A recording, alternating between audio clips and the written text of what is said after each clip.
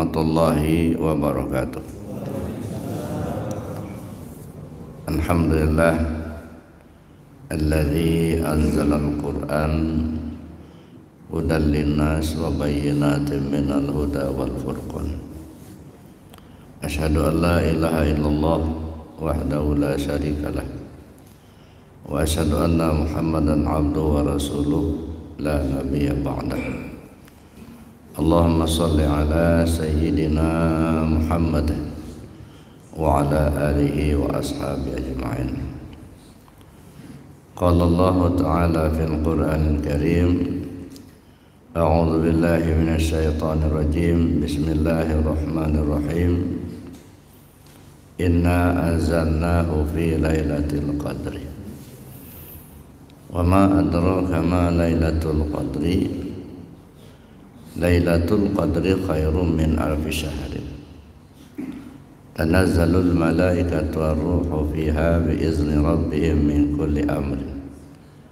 Salamun hiya hatta matla'il fajar. Shadaqallahul azim. Yang saya hormati Bapak Pengurus Masjid Nurul Iman beserta bapak-bapak para penyesepuh, Bapak Ibu, para jamaah rahimakumullah. Alhamdulillah, bersyukur kita kepada Allah Subhanahu wa taala. Pagi ini Allah takdirkan kita bisa hadir bersama di masjid ini dalam rangka kita melaksanakan salat subuh berjamaah. Mudah-mudahan amal ibadah kita mendapatkan ridha Allah Subhanahu wa taala. Amin Allahumma amin. Sekarang kita sudah berada pada 17 Ramadan. Di 17 Ramadan ini kita diingatkan dengan peristiwa turunnya Al-Quran.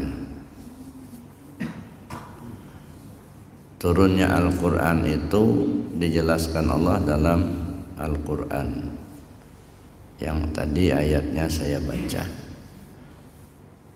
Allah berfirman, Bismillahirrahmanirrahim. Inna anzalnahu fi lailatul qadri. Sesungguhnya kami turunkan Al-Quran itu di malam Al-Qadar. Wa ma adraka ma lailatul qadar. Tahukah kalian Lailatul Qadar itu apa? Lailatul Qadri khairum min alfi syahrin. Lailatul Qadar itu lebih baik daripada 1000 bulan. Tanazzalul malaikatu waruh. Para malaikat turun bersama Jibril alaihissalam. Salamun hiya hatta matla'il fajr. Mereka turun sampai dengan salamun hiya hatta matla'il fajri, selamat sejahtera hingga terbit fajar. Bapak Ibu yang saya hormati, kalau kita perhatikan secara letterlek, secara sederhana, pahamlah kita bahwa Al-Quran diturunkan pada malam Lailatul Qadar. Malam Al-Qadar itu terjadinya pada bulan Ramadan. Ya. Nah, Al-Quran diturunkan pada tanggal 17 Ramadan. Ini artinya Lailatul Qadar itu bisa terjadi di 10 terakhir, bisa terjadi di 10 yang kedua. Bahkan boleh jadi terjadi pada 10 pertama. Cuman masalahnya yang kita pahami Lailatul Qadar itu adalah suatu masa, suatu waktu di mana Allah menurunkan ketentuan-ketentuannya untuk manusia. Nah, sehingga kita pahami bahwa ketika Lailatul Qadar itu datang, angin berhembus menjadi berhenti, kemudian air mengalir pun terhenti, suasana tenang, bahkan bisa saja terjadi ketika di malam yang gelap itu terjadi terang tanpa lampu. Sehingga dengan pemahaman seperti ini kita berlomba-lomba mencari tanda-tanda itu, sehingga kadang-kadang terfokus pada tanda-tanda.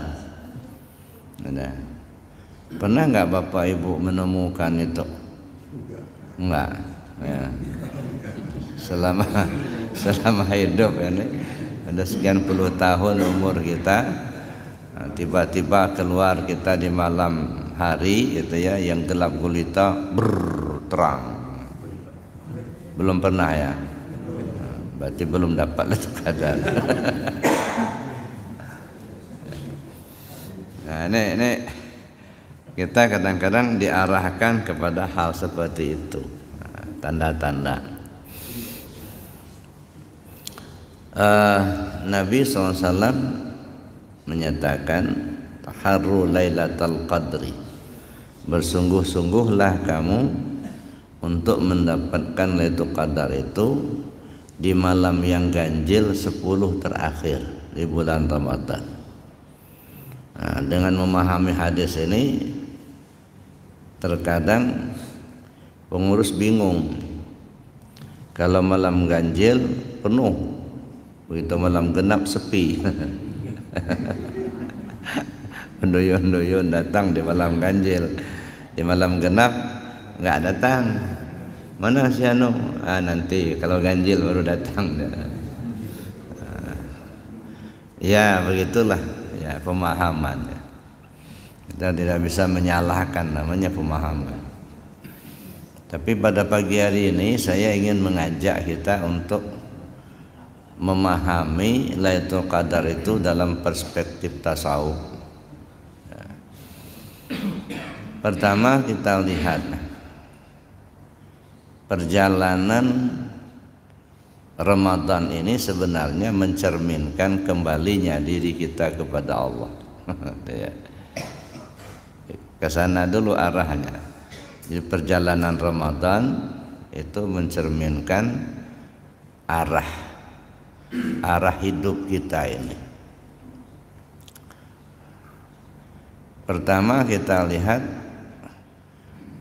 sumu li ru'yati, berpuasalah kamu karena melihat bulan. Waftiru li ru'yati, berbukalah karena melihat bulan. Fa in ghumma alai, kalau awan mendung sempurnakan 30 hari.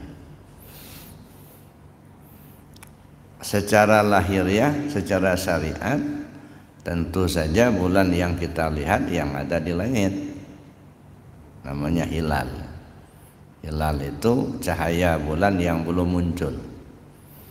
Nah, terlihat ada cahayanya, tapi bulannya belum kelihatan.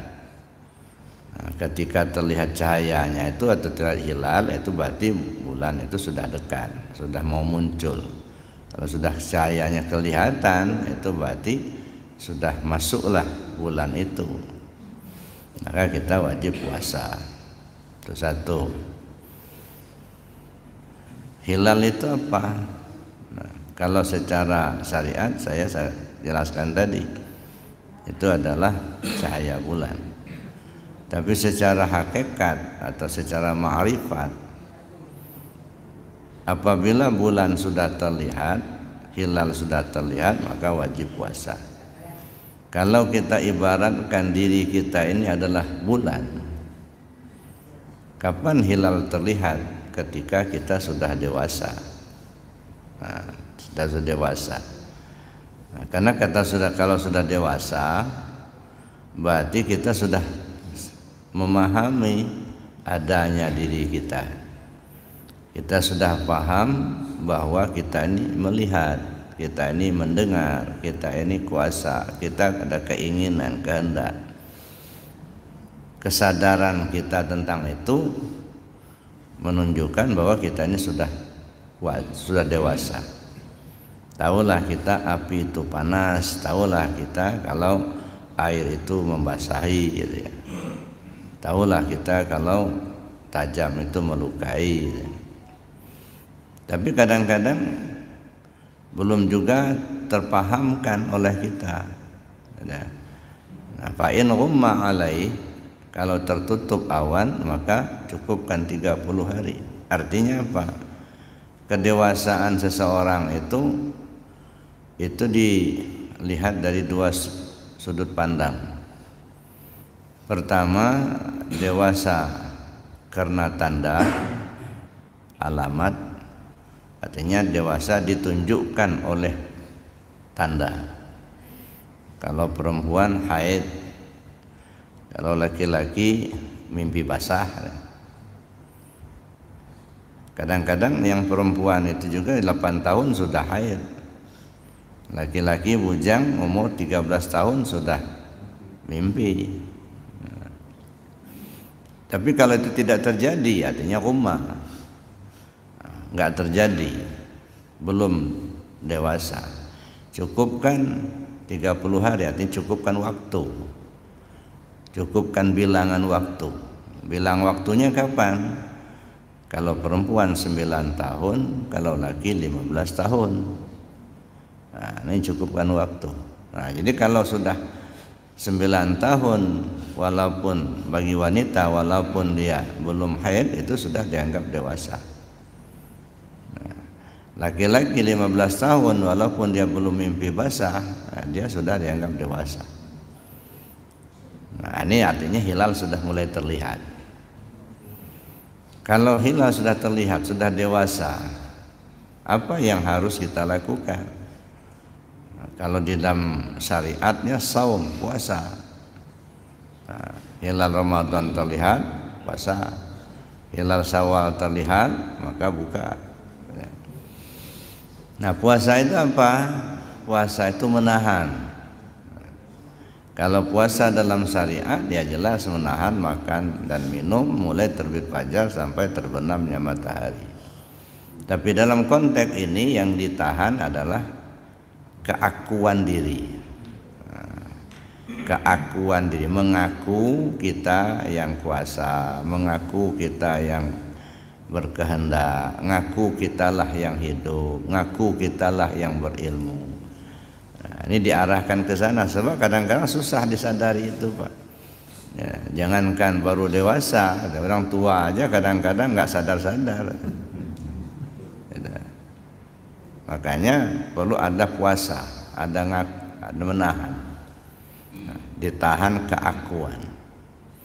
Nah, setelah ditahan dalam perjalanan Ramadan, nah, sekarang tanggal 17 Ramadan turunlah Al-Quran.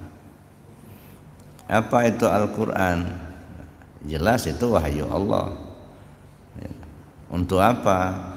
Hudal linnas, petunjuk. Nah, kemudian artinya dalam perjalanan hidup kita datang petunjuk. Petunjuk mulai datang. Nah, Al-Quran ini turunkan pada malam Al-Qadar. Ya, petunjuk sudah datang. Apa yang terjadi ketika petunjuk itu sudah datang? Maka tergeraklah hati kita ingin belajar. Tergeraklah hati kita ingin berzikir. Tergeraklah hati kita ingin memahami ilmu ketuhanan, kan? Arahnya kan kembali ke Allah. Nah, bagaimana kita akan kembali ke Allah kalau kita tidak mengenal Allah? Nah, diberi Allah petunjuk sehingga maulah hati kita ini belajar ilmu ketuhanan supaya kita ngerti, paham tentang Tuhan itu. Ya. Nah, setelah kita paham, datang petunjuk tadi, Lailatul Qadar. Lailah ini kalau dibahasakan malam. Apa yang terbetik di pikiran kita kalau kita sebut malam? Gelap. Ya kan? Kalau siang kan terang, kalau malam gelap. Apa itu gelap? Gelap itu nggak tahu, itu gelap. Zulmah, bodoh, tak paham, itu gelap. Ya. Dia tidak mengerti mana yang halal, mana yang haram, tidak tahu mana sah, mana batal, tak paham ilmu tauhid, tak paham ilmu ketuhanan, tak kenal dia sama Allah, itu gelap. Ketika masih terjadi gelap itu, datanglah ketentuan al-qadar. Nah, al-qadar itu artinya ketentuan. Sesuatu yang sudah ditentukan menjadi jelas. Nah, misalnya, kapan pengajian Buya di Aliman? Pada hari Minggu kedua pagi, ba'da subuh. Nah, jelas sudah ditentukan. Sebelum ditentukan masih meraba. Bisa hari Senin, bisa Selasa, Rabu, Kamis, Jumat, Sabtu. Masih gelap. Tapi begitu ditentukan minggu kedua, ya, ba'da subuh, udah jelas. Nah, kalau sudah jelas, nah hilang keraguan tadi.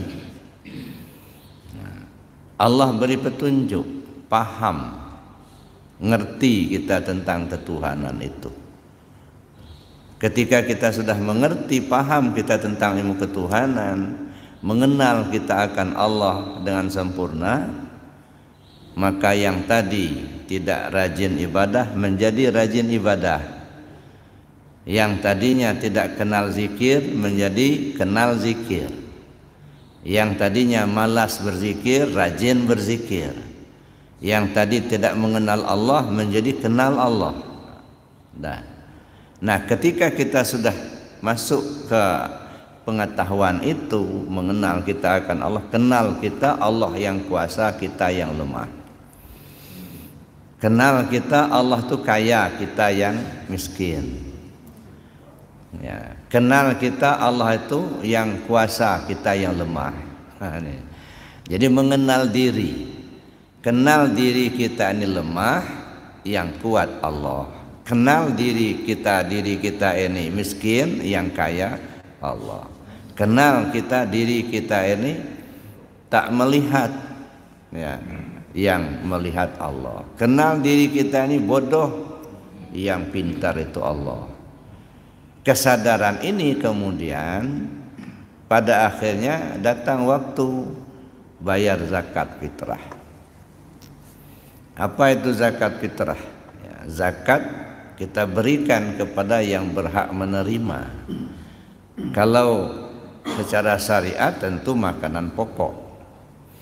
Karena makanan pokok kita ini beras, maka yang kita zakatkan beras. Begitu mereka makanan pokoknya gandum, yang mereka zakatkan gandum. Artinya makanan pokok. Mana yang pokok pada kita secara sifat? Yang pokok hayat, hidup. Yang pokoknya sifat 7. Nah, ini pokok di kita. Nah, sifat 7 atau sifat ma'ani diberikan kepada yang berhak. Zakat fitrah diberikan kepada asnaf yang 8. Itu yang berhak menerima dalam syariat, dalam fikih. Dalam kaitan ini yang berhak siapa? Yang punya. Jangan dikasihkan sama yang bukan miliknya. Siapa yang punya? Allah. Nah, berarti kembalikan, serahkan kepada Allah, berikan kepada Allah. Maka timbullah istilah dalam ilmu tasawuf, la hayyun illallah, la alimun illallah, la qadirun illallah, la muridun illallah, la sami'un illallah, la basirun illallah, la mutakallimun illallah. Nah, setelah kita serahkan, datanglah waktunya yang kita sebut dengan Idul Fitri. Kembali fitrah. Apa fitrah? Fitrah manusia awalnya tiada. Nah, kembali tiada. Fitrah manusia iman. Fitrah manusia ini tidak tahu. Kembali ke tidak tahu. Yang tahu Allah.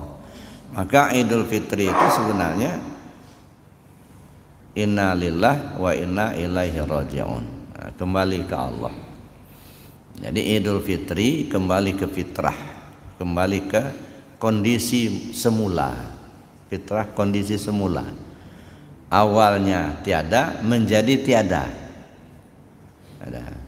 Tadi kita ngaku-ngaku diri kita ini ada, nah setelah Idul Fitri merasakan ketiadaan diri kita. Nah, itu fitrah. Nah, beda dengan pemahaman bahasa. Idul Fitri itu kembali. Fitir itu futur. Futur itu apa? Sarapan pagi. Nah, Idul Fitri balik sarapan pagi. Nah, jadi begitu 1 Syawal, nah balik sarapan pagi balik. Makanya kalau Idul Fitri itu jangan berangkat dulu untuk sholat Id sebelum sarapan dulu. Namanya Idul Fitri. balik makan pagi. Kemudian timbullah istilah halal lebih halal.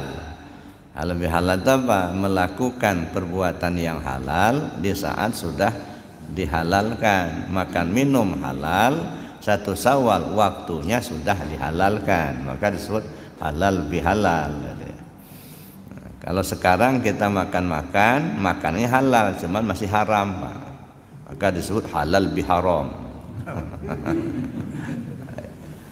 Jangan dulu, nanti 1 Syawal baru halal bihalal.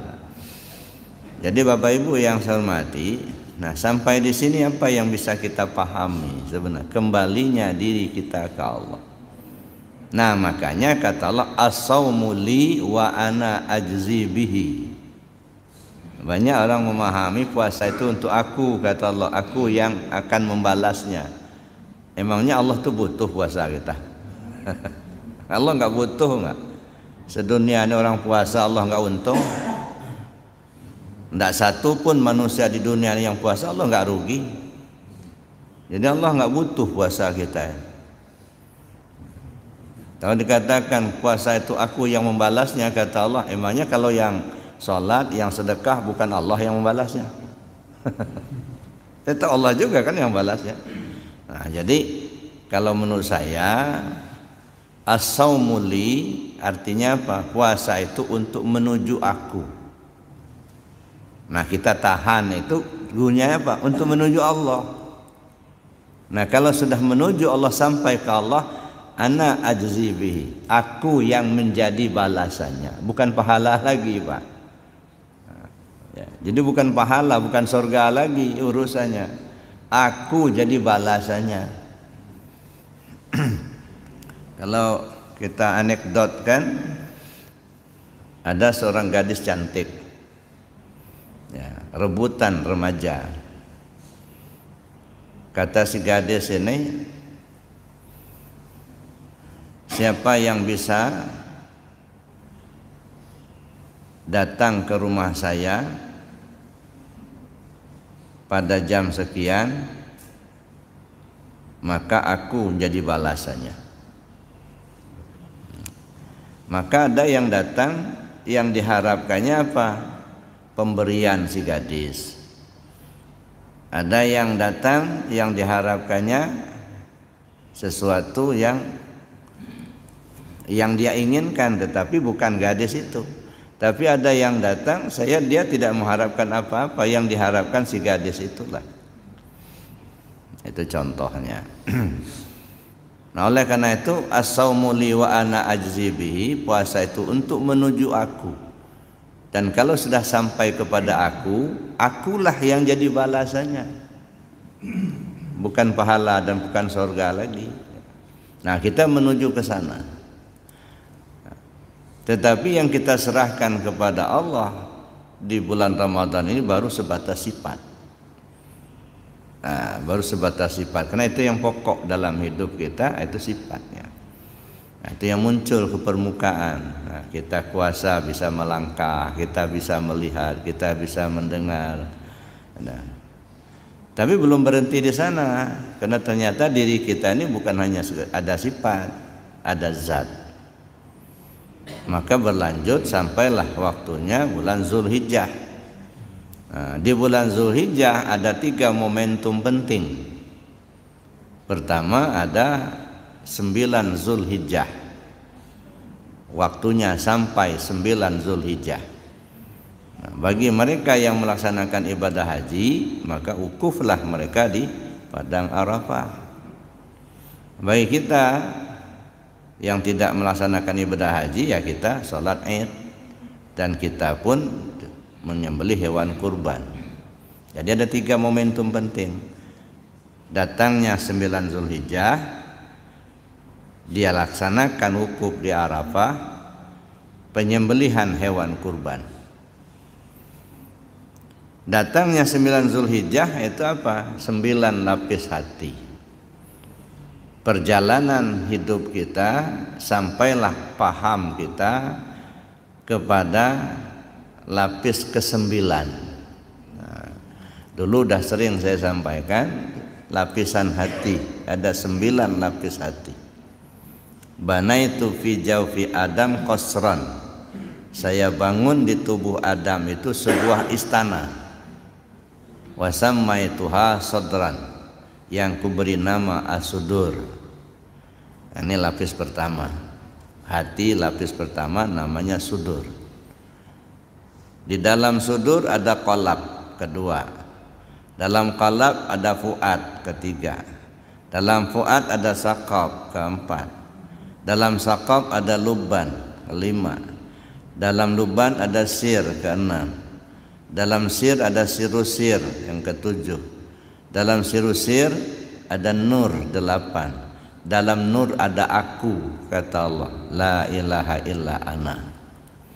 Nah, ini lapis ke-9. Artinya paham kita, yakin kita sampai ke lapis ke-9. Setelah sampai kita pada lapis ke-9 itu, apa yang kita lakukan? Wukuf di padang Arafah. Artinya apa? Berhenti kepada Allah di alam ma'rifah. Nah, berhentilah di situ, jangan kemana-mana lagi. Kok hidup itulah pakaian, kok mati itu tumpangan.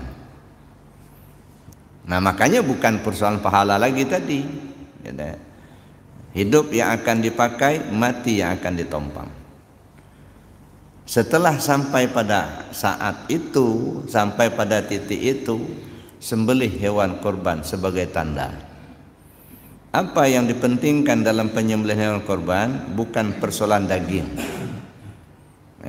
tetapi penyerahan nyawa. Nyawa itu apa? Zat bagi kita. Kalau begitu, di Ramadan yang kita serahkan sifat, di Adha yang kita serahkan zat. Zat dan sifat sudah kita serahkan kepada Allah, menjadilah zatnya zat Allah, sifatnya sifat Allah. Nah, kalau sudah kita serahkan, barang sudah diserahkan, kan nggak punya lagi kita. Ya, saya pinjam uang 100.000 dari Pak Haji, ya, dikasih sama beliau, ada di tangan saya.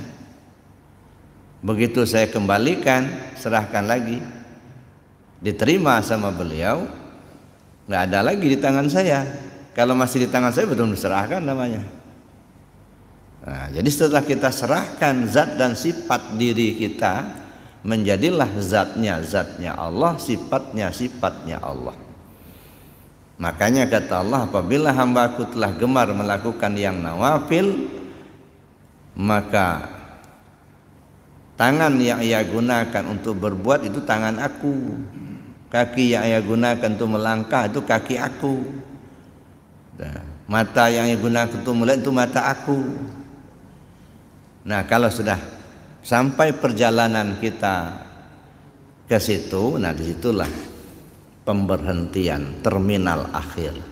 Maka saya bilang, ya, ibarat kita bawa mobil di jalan, kalau memang kelihatan minyaknya tinggal 1 strip lagi, sudahlah cepat-cepatlah parkir ke terminal.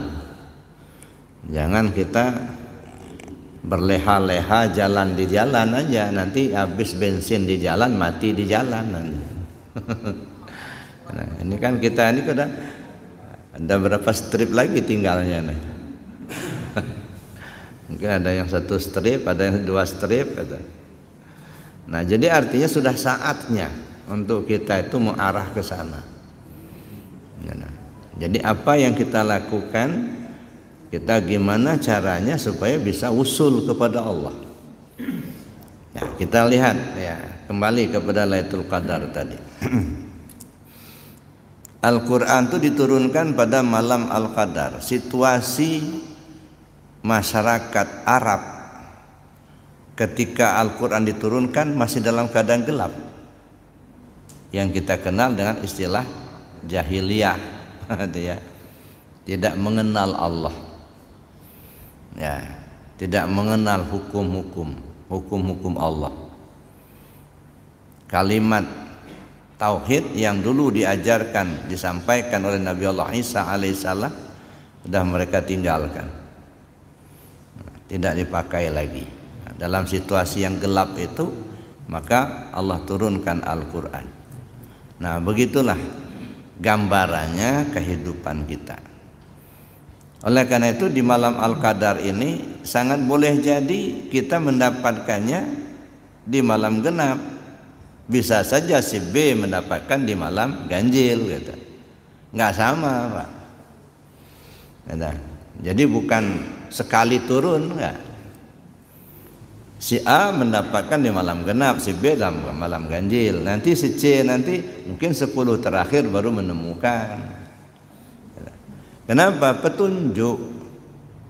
Jadi Lailatul Qadar itu artinya petunjuk untuk ma'rifat kepada Allah. Maka kita berlomba-lomba untuk mencari Lailatul Qadar itu pada malam yang ganjil. Yang malam gelap, yang tidak tahu, yang ganjil itu ya Allah yang ganjil. Tak tahu sama Allah, maka berusahalah. Ya. Nah, apa yang perlu kita usahakan? Yang pertama, kita berusaha untuk belajar. Yang kedua, kita berusaha lewat amal. Nah, jadi pengetahuan dan amalan. Jadi antara amaliyah dengan ilmiah ini harus sejalan, Pak. Nggak bisa kita mengambil salah satu, membuang salah satu. Pokoknya beramal, jalan aja. Mau kemana, Pak? Nggak jelas dah. Jalan-jalan. Asal jalan tapi nggak tahu arah, ini bisa kesasar. Nah. Tapi begitu kita tahu arah tapi tidak jalan, nggak nyampai juga. Tahu persis kita kalau mau ke Jakarta dari sini, dari rumah kita naik angkot misalnya atau naik bis sampai kita ke Bakau. Di Bakau nanti kita naik kapal feri sampailah di Merak. Sampai di Merak naik mobil bis ke Rambutan. Dari Rambutan nanti ambil angkot nomor sekian menuju alamat. Tahu persis tapi duduk nongkrong di Bandar Lampung, kira-kira tahu sampai enggak? Ya enggak, cuman teorinya aja. Ya. Begitu juga jalan aja, mau kemana, Pak? Mau Jakarta. Tapi kita nggak tahu Jakarta itu ada di mana. Pokoknya kata orang, kalau ke Jakarta tuh naik mobil. Berhentilah kita di halaman rumah kita, lewat truk, mobil, naiklah kita. Nggak taunya mobil karet PTP ke Jambi. Balik kita, Pak udah nyampai, Pak katanya. Balik kita, nggak enak Jakarta itu sepi karet semua. Kenapa? Nggak tahu alamat. Maka diperlukan tahu alamat dan harus ditempuh perjalanan itu. Maka saya katakan ilmiah dan amaliyah. Nah, inilah isyarat daripada Lailatul Qadri khairum min alfi syaharin. Lailatul Qadar itu lebih baik daripada 1000 bulan. Maksudnya apa? Amaliyah yang kita lakukan di malam Al-Qadar itu nilainya sama dengan amaliyah selama 1000 bulan. Apa maksudnya ini? Tafakkur sa'atan khairum min salati alfi sanah. Berpikir sejenak, sedetik bagi orang arif billah itu lebih baik daripada salat selama 1000 tahun. Jadi amal ibadahnya seorang arif billah jauh lebih baik daripada amal ibadahnya orang yang tidak arif billah. Makanya disebut Lailatul Qadar khairum min alfi sahrin. Al-abid sayyarun ilal jannah wal arif tayyarun ilal qurbah. Orang abid hanya rajin ibadah tapi tak kenal Allah. Pokoknya rajin betul kalau ibadahnya, tapi Allah yang dia sembah dia nggak paham. Pokoknya Tuhan itu namanya Allah, nama. Siapa yang bernama Allah itu dia nggak tahu. Di mana Allah itu nggak paham. Ini abid. Al-abid sayyarun ilal jannah, ibarat jalan kaki menuju surga. Makanya tidak heran kita kalau abid yang dipikirkannya surga sama bidadari. Banyak-banyak ibadah supaya masuk surga. Banyak-banyak ibadah biar ketemu bidadari. Ini ibarat jalan kaki menuju surga.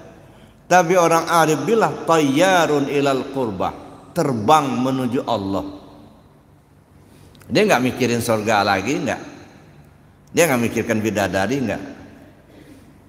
Yang diinginkannya Allah. Nah, ini yang disebut dengan ana ajzi bihi, aku yang jadi balasannya. Kembalinya diri kita kepada Allah dengan sempurna. Nah, itulah itu qadar. Nah, oleh karena itu bersungguh-sungguhlah kata Nabi, taharru, bersungguh-sungguh. Jangan ecek-ecek, asal-asal. Sungguh-sungguh mencari ilmu ketuhanan itu. Cari gurunya. Jangan hanya baca buku, cari betul yang ahlinya. Supaya kita terbimbing usul kepada Allah. Karena yang kita tuju bukan pahalanya, tapi Allahnya. Nah, makanya orang-orang yang dibukakan Allah hatinya ke arah itu, dia nggak mikirkan lagi berapa duit yang akan dikeluarkan, ya, berapa masa yang akan dia lalui, enggak. Yang dia pikirkan itu gimana supaya usul kepada Allah. Maka tidak heran kalau ada orang dari muda, Pak, ya dah, mencari ilmu ketuhanan itu sampai tua. Ya, dia nggak mikirkan bagaimana supaya duitnya banyak, bagaimana supaya harta, enggak. Yang dia pikirkan gimana bisa usul ke Allah. Maka seringkali ada orang yang mengorbankan hartanya untuk mencari guru agar bisa usul ke Allah. Mengorbankan waktunya. Ada yang sampai nggak mau nikah, Pak. Rabi Adawiyah itu nggak mau nikah. Bukan tidak ada yang melamar, banyak yang melamar, termasuk Hasan Basri itu melamar. Apa kata Rabi Adawiyah? Jawab pertanyaan saya sebagai maharnya. Kalau kamu bisa menjawab pertanyaan saya, nikah kita. Kalau enggak. Ya. Ketika nanti dikubur, ditanya mungkar nakir, kira-kira saya nanti bisa jawab apa enggak? Ya enggak tahu gimana jawabnya, belum ditanya kok.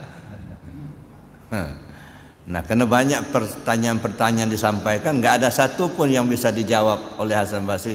Kalau begitu kita nggak bisa nikah. Kenapa Rabi Adawiyah nggak mau menikah? Bukan dia nggak tahu hukum tabatul, tahu persis, tapi takut betul kalau kecintaannya kepada Allah akan berbelah dua, akan berbagi. Dia ingin full cintanya hanya ke Allah.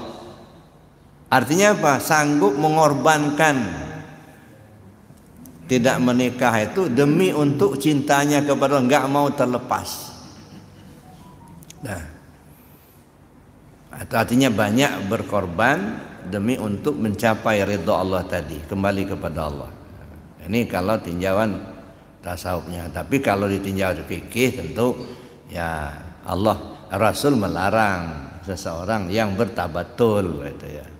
Ya, kalau laki itu semuanya nggak mau nikah lagi, nggak ada yang lahir lagi nanti, habis dunianya. Nah, maka dilarang. Nah, tapi secara individu itu orang mengorbankan hartanya, mengorbankan waktunya demi untuk mencapai ma'rifat kepada Allah. Nah, jadi makanya bersungguh-sungguhlah kamu untuk mendapatkan Lailatul Qadar itu di malam yang ganjil 10 terakhir. Artinya apa? Di malam yang ganjil, malam gelap, yang belum tahu Tuhan, bersungguh-sungguhlah mencari. 10 terakhir usia tua, Pak. Kan 10 terakhir kan sebenarnya selesai kan Ramadannya. Di usia yang senja begini, jangan lagi kita berleha-leha gitu.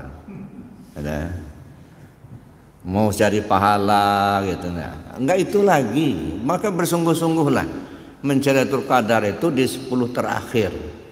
Hanya ketika usia kita sudah lanjut, ya, bersungguh-sungguhlah. Ya. Makanya kata Nabi SAW, man balagha umruhu arba'ina sanatan walam yaghlib khairahu syarrahu falyatajahhaz ilan nar. Siapa orang yang usianya sudah 40 tahun tetapi kebaikannya tidak mampu mengalahkan kejahatannya, lebih baik lemparkan saja ke neraka daripada hidup di dunia. Lebih baik mati, Pak, daripada hidup. Kalau lama-lama hidup, kelamaan nanti di nerakanya. Umur nambah terus tapi kebaikannya enggak nambah-nambah, enggak. Ada dunia terus yang dikejar begitu.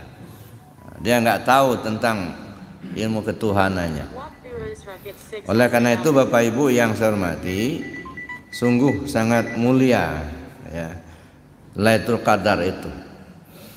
Tapi itu kita pahami ya secara ma'rifat ya. Jangan kita terobsesi ya bahwa kalau terkadar datang kita ke masjid tidur, kita menunggu-nunggu kapan angin enggak berhembus lagi. Begitu kita tidur rupanya kipas angin masih hidup. Begitu kita tidur dimatiin kawan, nah datang terkadar angin enggak berhembus lagi. Nah, jangan kita mau ditipu-tipu yang begitu. Jadi Bapak Ibu yang saya hormati, oleh karenanya masih ada kesempatan Ramadan. Artinya masih ada kesempatan diberi Allah hidup kita ini. Nah, mari kita bersungguh-sungguh. Ya, bersungguh-sungguh bagaimana? Bersungguh-sungguh dalam beramal, bersungguh-sungguh dalam belajar. Carilah guru yang ahli dan laksanakan amaliyahnya.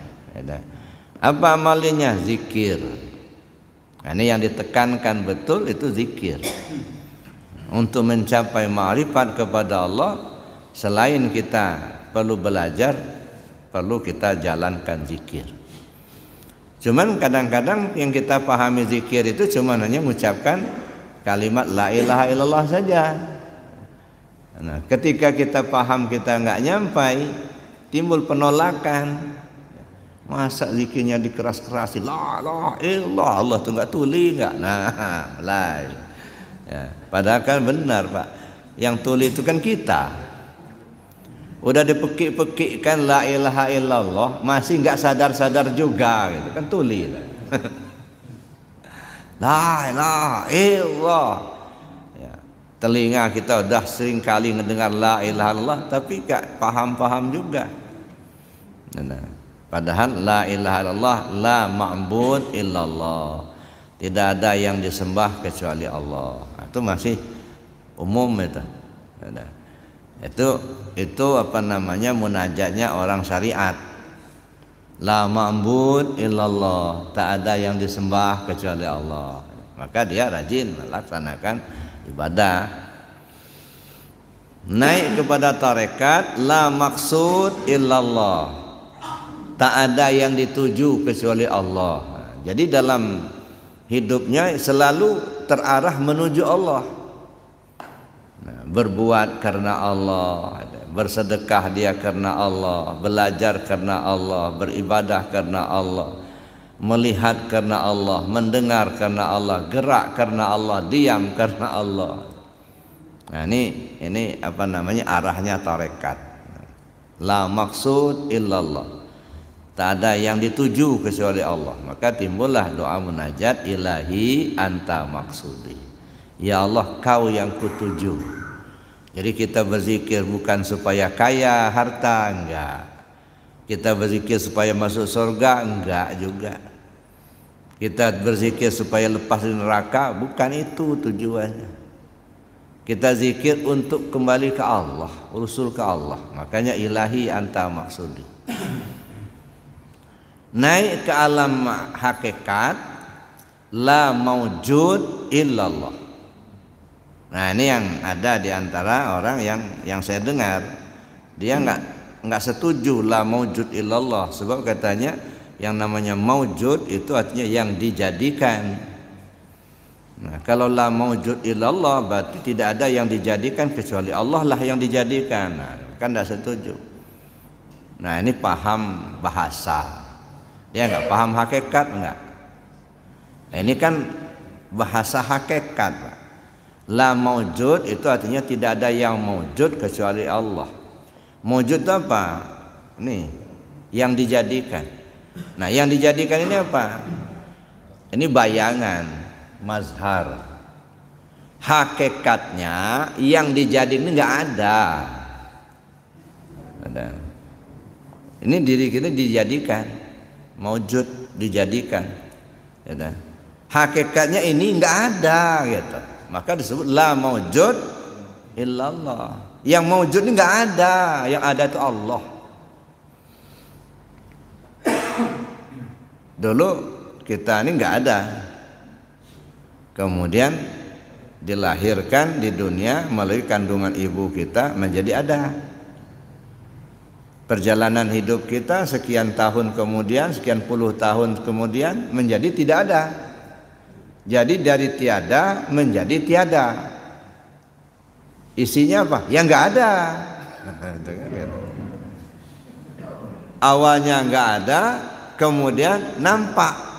Nampak itu kan wujud, ada.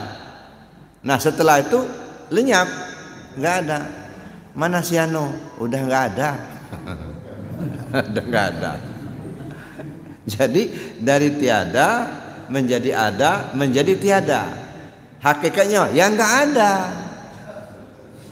Yang ada siapa? Ya yang ada itulah yang ada. Yang ada siapa? Ya Allah. Maka disebut la maujud illallah. Yang ada itu sebenarnya yang maujud ini yang dijadikan. So yang wujud itu Allah gitu. Nah yang maujud yang dijadikan ini hakikatnya nggak ada. Maka disebutlah la maujud illallah. Maka beda dipahami secara bahasa dengan dipahami secara hakikat. Pak. Ini kan bahasa hakikat. Nah, jadi Bapak Ibu yang saya hormati, nah itu perjalanan kita menuju Allah. Nah oleh karenanya bersungguh-sungguh berzikir. Zikir ini, nah ada 4 tahapan zikir itu. Dulu pernah saya jelaskan, ada zikir di tingkat syariat, ada zikir di tingkat tarekat, zikir di tingkat hakikat, dan zikir di tingkat ma'rifat. Masih ingat zikir di tingkat syariat gimana caranya? Ucapan dan perbuatan. Maka baca Quran zikir, sholat zikir, haji zikir. Nah, jadi zikir di tingkat syariat caranya diucapkan dan diperbuat. Zikir di tingkat tarekat gimana caranya? Diingat, ingat hati kepada Allah. Nah, ini masuk di tingkat tarekat, Pak. Nanti kalau sudah sampai ke hakikat beda lagi. Kata kawan, kalau kamu masih mengingat Allah, tanda enggak ingat kamu sama Allah. Siapa yang masih mengingat Allah, tandanya belum ingat. Iya kan? Ya, siapa yang mengingat Allah, tanda belum ingat.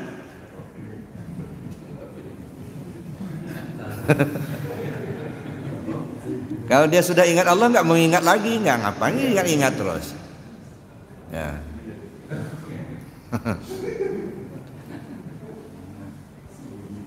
Bapak tadi dari rumah datang ke Nurul Iman.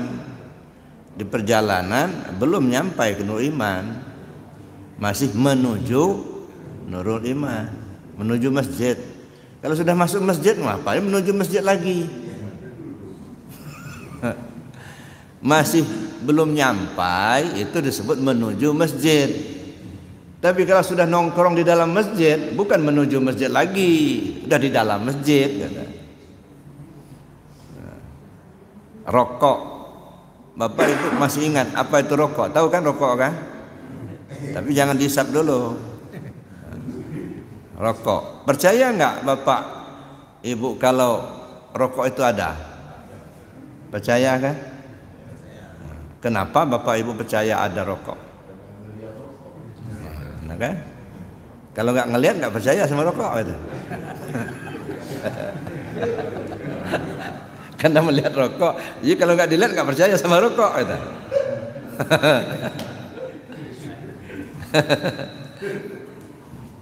Ya karena kita bukan rokok, maka kita percaya itu rokok. Ini misalnya, ini contoh, ini rokok. Kita ini HP, percaya nggak ini HP?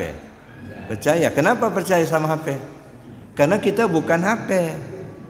Dua hal yang berbeda. Rokok satu, kita satu. Percaya sama rokok? Percaya. Kenapa? Karena kita bukan rokok.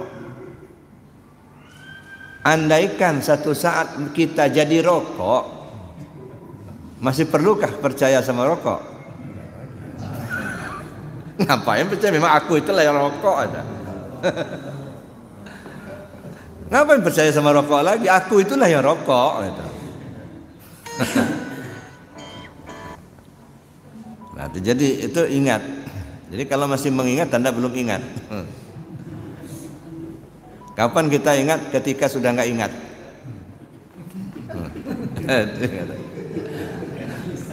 Agak bingung juga. Masya Allah. Artinya kalau kata masih mengingat-ingat, itu masih ada upaya, masih usaha kita. Ya. Tanda kita belum ingat, maka kita mengingat. Begitu kita ingat, enggak usah ingat-ingat lagi. Memang kita ingat, udah ingat. Nah, ingat hati ke Allah. Naik lagi nanti ke hakikat. Nah, caranya bukan sekedar ingat, tetapi dirasa. Jadi caranya apa? Zikir rasa.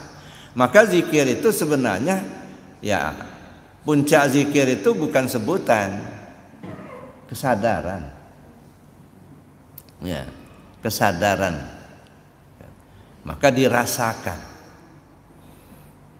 Nanti naik ke ma'rifat. Caranya gimana? Dipandang.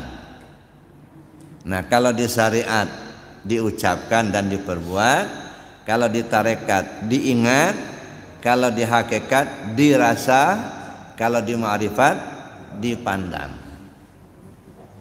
Dan ini 4 macam zikir ini harus simultan, sekaligus terbawa pada saat sholat. Maka sholat itu sekaligus itu pelatihan awal itu sebenarnya. Ya, jadi zikir syariatnya ada, tarekatnya ada, hakikatnya ada, ma'rifatnya ada. Harus terbawa ketika sholat. Nah, ketika kita sudah terbawa di dalam sholat, bisa kita terapkan seperti itu, bawa keluar. Ketika kita tidak dalam posisi sholat, tetapi seolah kita dalam sholat, itu baru mendirikan sholat, Pak. Nah, makanya kata Allah, dirikan sholat, bukan kerjakan sholat. Dirikan sholat, tegak berdiri, di mana saja. Nah, tapi pelatihan awalnya itu justru di dalam sholat itu, gitu. Nah, makanya sholat itu sendiri kan dalam Al-Quran kan dijelaskan, disebutkan ada 3 posisi. Ada sholat fi awqatiha, ada sholatul wusta, ada sholatul daim. Nah, sholatul daim itu sholat yang berkekalan, itu yang sholat yang berdiri. Nah, maka kita kembangkan lagi. Kalau di syariat apa itu sholat? Sholat di tingkat syariat, ad-du'a muftatahatum bitakbir wa mukhtatamatum bitaslim bisara'itin wa arkanin maksusah. Kumpulan doa yang diawali dengan takbir, diakhiri dengan salam, dengan syarat rukun tertentu. Nah, jelas itu.